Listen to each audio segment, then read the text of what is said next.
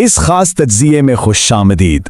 आज हम इंसानी तारीख के एक ऐसे ड्रामाई सफर की बात करने वाले हैं जो वाकई आपको हैरान कर देगा।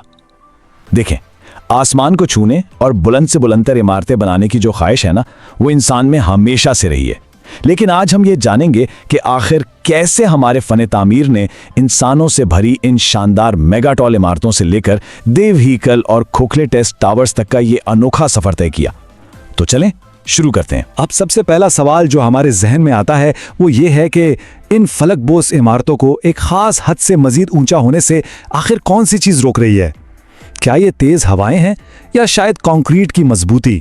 सच पूछें तो असल रुकावट ये सब नहीं है, बल्कि एक ऐसी छुपी हुई पुरस्कार मैकेनिकल रुकावट है जिस पर हम शायद कभी गौर ही नहीं करते। ये चीज हमारी रोजमर्रा की जिंदगी का हिस्सा जरूर है, लेकिन इसकी एक हद ने पूरी दुनिया के आर्किटेक्ट्स को परेशान करके रख दिया था। हिस्सा पहला, बुलंद तरीन इमारतों का ख्वाब। ठीक है, जब भी हम आसमान से बातें करती इमारतों का जिक्र करते हैं तो सबसे पहले जहन में क्या आता है? बिल्कुल, बुर्ज खलीफा। 828 मीटर की नाकाबिले यकीन बुलंदी पर खड़ी ये इमारत इस वक्त अमूदी तर्ज जिंदगी का सबसे बड़ा शाहकार मानी जाती है। इसने तो दुबई की पहचान ही बदल कर रख दी। और ये सिर्फ एक इमारत नहीं है, बल्कि अपने आप में एक पूरा शहर है। जरा सोचें, 30,000 घर, कई शानदार होटल्स और 57 एलिवेटर्स। ये वो दौर था जब हम इंसान रिहाइश के लिए बुलंदी की हर मुमकिन हद को पार कर जाना चाहते थे। लेकिन इसके बनने का स्केल, ओहो, वो तो वाकई होश उड़ा देने वाला है। इसके पूरे ढांचे को खड़ा करने के लिए रिकॉर्ड तोड़ 3,30,000 मुकैब मीटर कंक्रीट इस्तेमाल हुआ और इसे सहारा देने के लिए 55,000 टन स्टील रीबार। ये नंबर्स कोई मामूली बात नहीं है। ये बताते हैं कि जब इंसान कुछ ठान ले तो वो कशिशे सकल तक को चैलेंज कर गुजरता है। इसके डिजाइन की एक बहुत ही कमाल की बात यह है कि जैसे जैसे ऊपर जाता है बतदरीज तंग होता जाता है। ये एक मास्टर स्ट्रोक था तेज हवाओं का मुकाबला करने के लिए।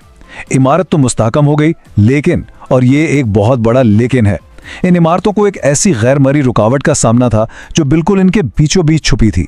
जी हां, इनका ट्रांसपोर्टेशन सिस्टम यानी लिफ्ट। हम इमारत को जितना मर्जी ऊंचा कर लें, मसला यह था कि अंदर सफर करने का जो रिवायती तरीका था वो बुरी तरह फेल हो रहा था। हिस्सा दूसरा, भारी स्टील की रुकावट। जरा एक आम लिफ्ट पर गौर तो करें। हम पिछली कई दहाइयों से बस एक ही असूल पर चल रहे हैं। एक कैबिन होता है जिसे भारी रस्सियों के जरिए खींचा जाता है। बस अब असल मसला तब शुरू होता है जब आप 500 मीटर की बुलंदी पर पहुंचते हैं। वहां जाकर इन रिवायती स्टील की रस्सियों की फिजिक्स बिल्कुल जवाब दे जाती है। ये रस्सियां इतनी लंबी और इतनी भारी हो जाती हैं कि डर लगने लगता है कि कहीं ये अपने ही बेपनाह वजन से टूट ना जाएं। जरा इन एदादो शुमार को देखें।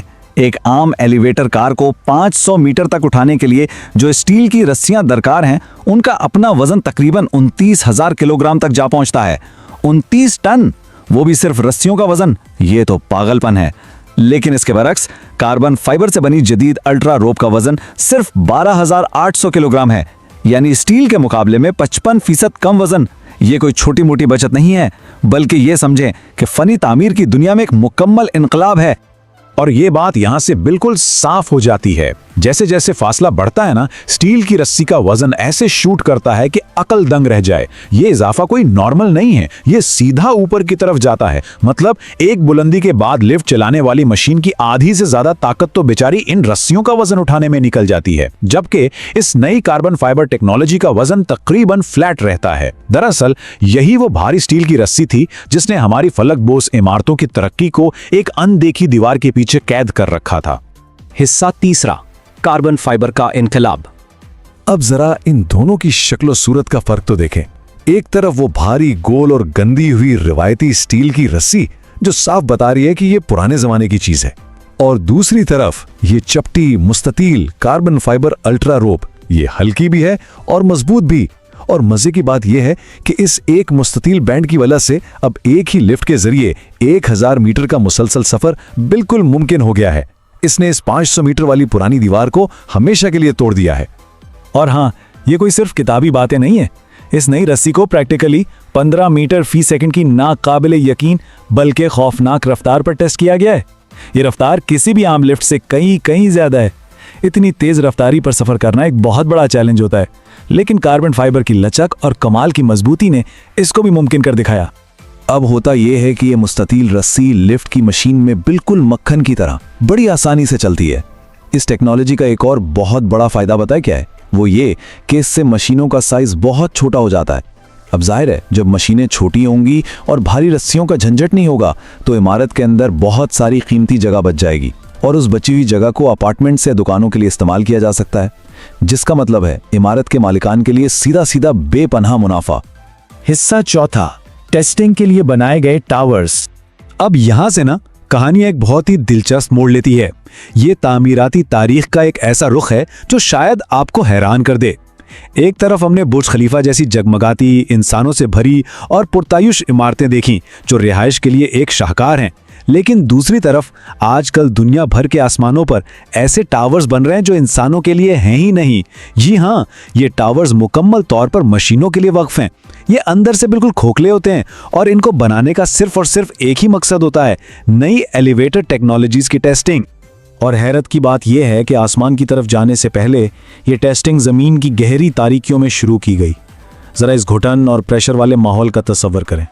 फिनलैंड में 3500 मीटर ज़ेरे ज़मीन चट्टानों को काट कर एक सहूलत बनाई गई, और फिर जनूबी अफ्रीका की वो मशहूर गोल्ड माइन जहां की लिफ्ट 2283 मीटर की खौफनाक गहराई तक नीचे जाती है। ये दुनिया का सबसे लंबा एलिवेटर ड्रॉप है। जब इन अंधेरे और ज़ेरे ज़मीन तजुर्बात में कामयाबी मिली, तब जाकर इंजीनियर्स ने वापस आसमान की तरफ देखना शुरू किया। अब जरा दुनिया भर में बनने वाले इन टेस्ट टावर्स की लिस्ट पर नजर डालें। हिटाची का 273 मीटर ऊंचा टावर, ओट्स का 270 मीटर का टावर, और इसी तरह बाकी कंपनियों के ये देवाखेल स्ट्रक्चर्स। ये कोई मामूली बात नहीं है। इसका मतलब ये है कि दुनिया की बड़ी बड़ी कंपनियां पानी की तरह पैसा बहा रही हैं सिर्फ इन खोखले टावर्स को खड़ा करने के लिए। क्यों? ताकि तेज रफ्तार अमूदी सफर को हम इंसानों के लिए 100% महफूज बनाया जा सके। ये वाकई एक आलमी आर्किटेक्चरल तहरीक बन चुकी है। तो लुबे-लुबाब ये है कि ये देव हाइकल और खोखले टेस्ट टावर्स महज कोई बेजान तजुर्बा गाहें नहीं हैं, जैसा कि खुद इस टेक्नोलॉजी को बनाने वालों का कहना है। इसका मतलब है कि 1 किलोमीटर ऊंची इमारत की चोटी तक सिंगल कार का सफर अब मुकम्मल तौर पर मुमकिन है। यानी ये टावर्स मुस्तकबिल की उन बिल्डिंग्स की बुनियाद रख रहे हैं जो 1 किलोमीटर से भी ज्यादा बुलंद होंगी। इनके बगैर हम अगली नस्ल की मेगाटॉल इमारतों का ख्वाब तक नहीं देख सकते। ये एक लाजमी सीढ़ी है। आज की इस वजाहत को हम एक बहुत ही सोचने वाले सवाल पर ख़त्म करते हैं। क्या ये जो जदीद तरीन खोखली टेस्टिंग सहूलियात आज हम देख रहे हैं, दरअसल हमारी पहली 1 किलोमीटर ऊंची फलकबोस इमारत की खामोश शुरुआत हैं? ज़रा सोचें, एक बार जब ये सारी मैकेनिकल रुकावटें दूर हो जाएंगी तो हमारे मुस्तकबिल का आसमान कैसा नजर आएगा? ये सोचकर ही रोंगटे खड़े हो जाते हैं कि आज के ये खामोश टेस्ट टावर्स कल के उन आबाद और जगमगाते शहरों की बुनियाद रख रहे हैं जो सीधा बादलों से बातें करेंगे। ये वाकई एक ऐसा मुस्तकबिल है जिसका हम सबको बेसब्री से इंतजार है।